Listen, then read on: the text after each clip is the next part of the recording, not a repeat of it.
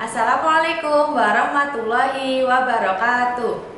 Hari ini kita akan belajar tentang materi IPA kelas 5 tema 6 tentang panas dan perpindahannya. Di subtema 1 kali ini kita akan belajar tentang pengaruh panas terhadap benda. Nah, apa itu panas? Panas adalah salah satu energi yang ada di bumi. Sumber energi panas bisa berasal dari matahari, api, panas bumi, gesekan benda, dan listrik. Nah, kita yang pertama akan belajar tentang sumber energi panas. Yang pertama adalah matahari. Matahari adalah sumber energi terbesar yang ada di bumi. Matahari adalah salah satu bintang di alam semesta yang dapat memancarkan cahaya dan panas sendiri. Cahaya dan panas yang sampai ke bumi inilah yang digunakan sebagai sumber energi di bumi. Yang kedua adalah api. Api adalah cahaya dan panas yang dikeluarkan bila sesuatu terbakar. Api bisa berasal dari kompor, korek, atau pemantik api lainnya. Yang ketiga, panas bumi. Panas bumi berasal dari panas yang tersimpan dalam bumi sebagai akibat dari pembentukan gunung api.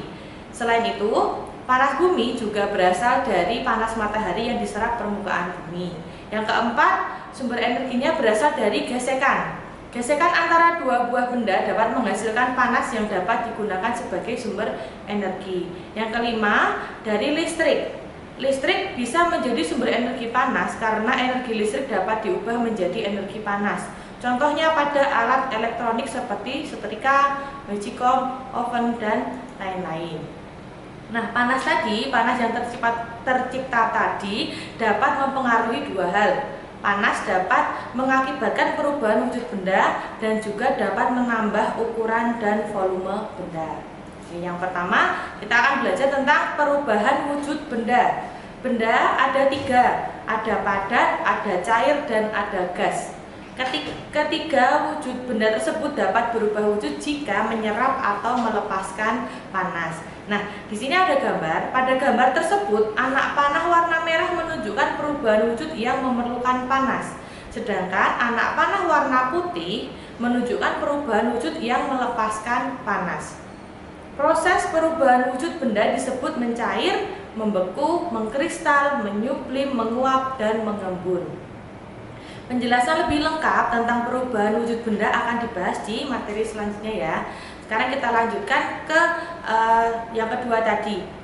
Panas bisa kita ukur dengan melihat suhu. Suhu adalah derajat panas suatu benda. Suhu dapat diukur dengan termometer. Jadi ketika benda itu menyerap panas, maka suhunya akan naik dan membuat bendanya menjadi lebih panas. Sedangkan ketika bendanya tadi melepaskan panas, maka suhunya akan turun dan membuat benda menjadi lebih dingin. Sekarang pengaruh panas terhadap pertambahan ukuran dan volume benda. Benda ketika dipanaskan, dia akan memuai. Memuai adalah bertambahnya panjang, lebar, dan luas suatu benda. Kebalikannya, ketika benda itu didinginkan, maka benda tersebut akan menyusut. Menyusut adalah berkurangnya panjang, lebar, dan luas suatu benda. Peristiwa pemuaian dan penyusutan ini bisa kita temui di kehidupan kita sehari-hari.